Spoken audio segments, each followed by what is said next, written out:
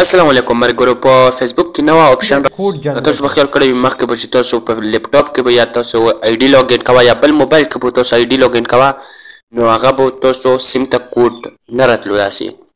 نو نننۍ ویډیو ډېره زیاته امپورټنټ ده خپلو ملګرو سره یې شیر کړئ اوس به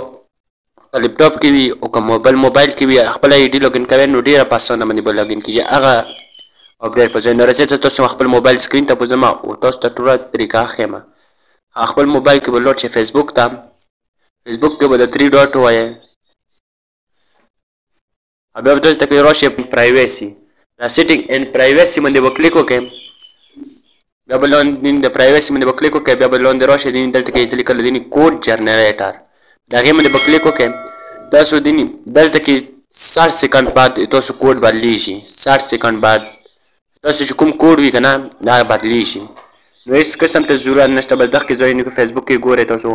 ډېره په اسانه باندې دغه طریقه ده خپل که دا ویډیو چا خوښه شوه نو خپلو ملګرو سره یې ضرور شیر کړئ